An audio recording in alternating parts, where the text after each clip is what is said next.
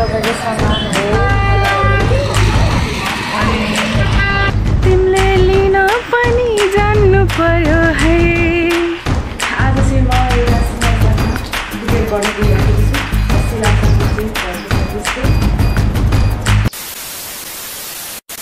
Hi everyone, Namaste and welcome back to my new vlog. म सृष्टि लिम्बू। आज चाहिँ म एउटा सिलामसाकमा कुरियर गर्न गइरहेको छु र सिलामसाकमा चाहिँ रहेको छ यस्तो। अनि यसलाई चाहिँ अर्डर गरेर मलाई ह्याप्पी बनाउनु भएको छ डुडामारीबाट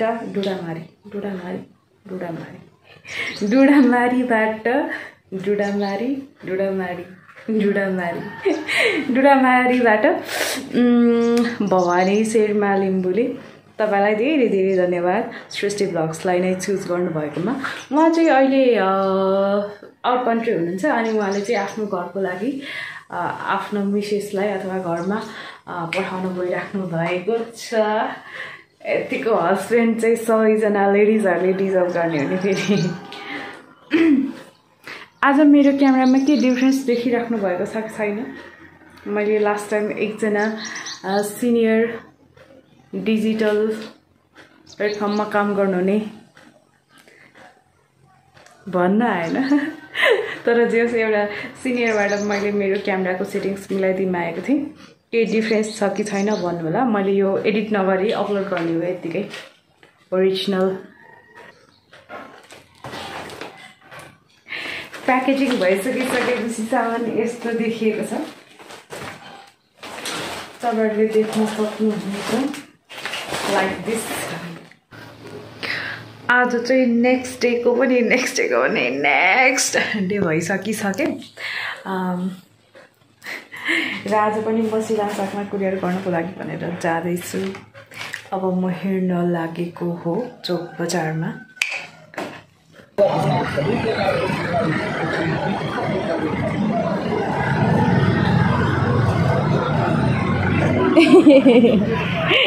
मैं भिडियो बनाएँ ल। यो तपाईको सामान हो। अनि नयाँ इन्ट्रो मैले चाहिँ नयाँ इन्ट्रो नगरेर हैन यही भिडियोलाई जोडेर चाहिँ अपलोड गर्ने भनेर चाहिँ मैले बिचबाट बनाइरहेको छु। तर अहिले आज चाहिँ एकदमै धेरै फ्रेस मोमेन्ट छ, इन्भाइरोन्मेन्ट छ हैन।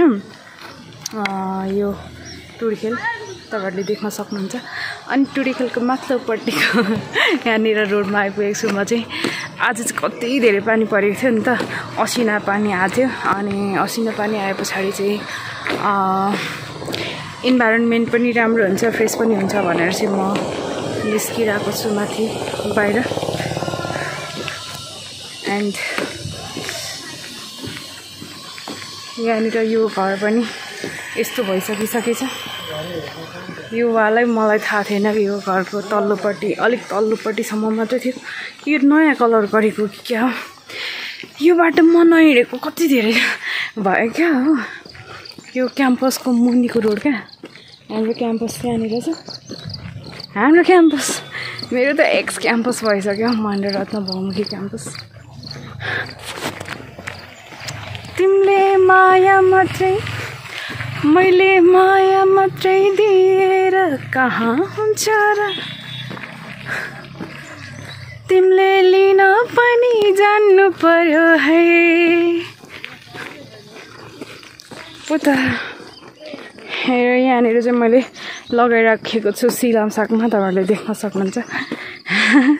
तपाईँ रेगुलर भ्युअर्स हुनुहुन्छ भने तपाईँलाई अभियसली थाहा भइहाल्छ यो मैले आफैले बनाएको हो भन्ने कुरा। यदि तपाईँलाई थाहा छैन भने मैले भनिदिइहालेँ। तपाईँहरू अर्डर गर्न सक्नुहुन्छ कमेन्ट बक्समा पनि। अनि अर्को कुरा चाहिँ यहाँनिर यत्रो ठुलो बिल्डिङ उठ्दैछ कि भूकम्प आयो भने चाहिँ कहाँ भाग्नुपर्ने हो, माथिपट्टि कुद्नुपर्ने हो कि तल्लोपट्टि कुद्नुपर्ने हो थाहै छैन। अब तेर्सो बाटोमा आइपुगेँ म।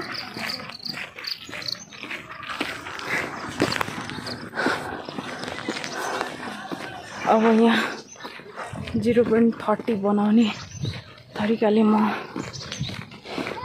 यस्तो बनाउँछु एकदम फास्ट बनाउने तरिकाले यहाँनिर भिडियो रेकर्ड गर्छु। एकदम फास्ट चलिजान्छ। यो तपाईँहरूले देख्न सक्नुहुन्छ, यो चिया फ्याक्ट्री हो अनि चियाबारीको भ्यू तपाईँहरूले आजको फ्रेस भ्यू यसरी देख्न सक्नुहुन्छ। र यो चाहिँ तपाईँहरूले यस्तो क्वालिटी डन लो छ है मेरो। यहाँनिर चाहिँ तपाईँहरूले देख्न सक्नुहुन्छ, यो चाहिँ हाम्रो नेपालको सबैभन्दा पुरानो ऐतिहासिक चिया फ्याक्ट्री हो क्या। र यो प्लेस पनि अहिले यस्तो धेरै पपुलर भइरहेछ। पपुलर भन्ने कि भाइरल भन्ने? भाइरल होला, भाइरल छ।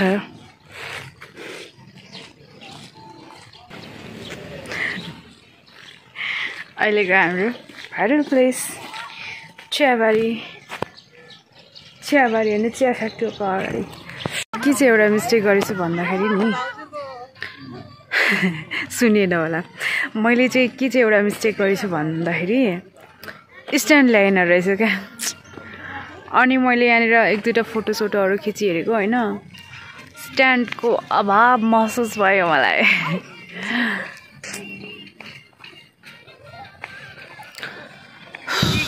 अब चिया पलाउँछ, एकदमै धेरै हरियो पलाउँछ। त्यस पछाडि यो हरियाली हुन्छ।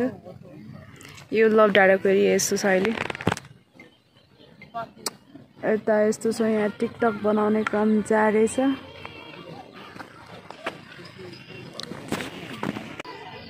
बेलुका हुन्जेलसम्म म बसेँ। झन् यहाँनिर एउटा लाइट रहेछ र कस्तो मजाले देखिरहेछ। अनि यता माथि चाहिँ जुन छ, यो लकडाउनमै छु अहिलेसम्म। अनि के अरे के भन्नु र, एकदम पिस छ, कुल छ, शान्त छ, फ्रेस छ। यस्तै छ।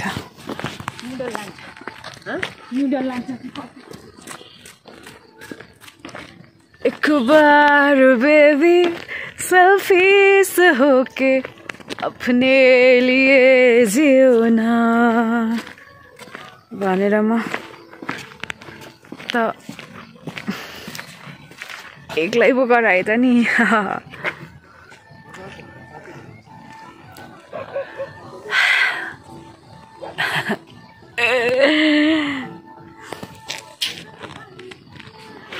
अँध्यारोमा केही देखेको छैन, तर पनि है यस्तो मजा आइरहेछ यस्तोमा टाइम स्पेन्ड गर्न।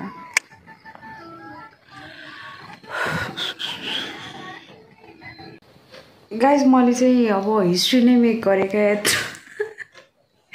यत्रो धेरै दिनको चाहिँ एउटा टुक्रा भ्लगलाई चाहिँ एक ठाउँ बनाएर अपलोड गरेर चाहिँ होइन, मैले चाहिँ यो मेरो ब्लगिङ लाइफको चाहिँ एउटा हिस्ट्री नै मेक गरेको छु। मलाई पनि अचम्म लागिरहेछ क्या, यत्रो दिनसम्मको भ्लग कलेक्ट गर्नु परेको छ एउटा भ्लग पुरा गर्नको लागि। अनि अचम्म लागिरहेछ अब, किनकि अब मलाई थाहा छ यो हिजो पानी परेको थियो, हिजोको भ्लग पनि र अस्तिकोदेखि लिएर आज एउटा भ्लग कम्प्लिट हुँदैछ। त्यो पनि धेरै मिनटको छैन। तपाईँहरूलाई धेरै धेरै धन्यवाद भ्लग हेरिदिनु भएकोमा है। अरू के भन्ने, धेरै म केही पनि भन्न सक्दिनँ। अहिले चाहिँ तपाईँहरू स्वस्थ रहनु होला, मस्त रहनु होला, व्यस्त रहनु होला। अहिले क्यामेरा बन्द गर्न पाएको छैन होइन, मेरो यो हात बाई बाई गर्नको लागि कति हतार भएको क्या। द्याट मिन्स कि मसँग कुनै कन्टेन्ट नै छैन अहिले, मलाई क्यामेरा क्लोज गर्न एकदमै धेरै हतार छ। म फ्रस्ट्रेटेड पनि फिल गरिरहेको छु। सो कमेन्ट डाउन गर्नु होला, तपाईँलाई के महसुस भइरहेछ, तपाईँलाई कस्तो फिल भइरहेछ होइन। तपाईँलाई यो भ्लग हेरेर मजा आयो कि आएन, तपाईँलाई इरिटेट फिल भयो कि कस्तो फिल भयो होइन, तपाईँले कस्तो महसुस गर्नुभयो कमेन्ट डाउन गरिदिनु होला है त। मलाई थाहा छ फेरि एउटा कमेन्ट पनि अब 0 आउँछ, तर आई होप यो ब्लगमा चाहिँ 5 वटा कमेन्ट चाहिँ जरुर आउनेछ बाई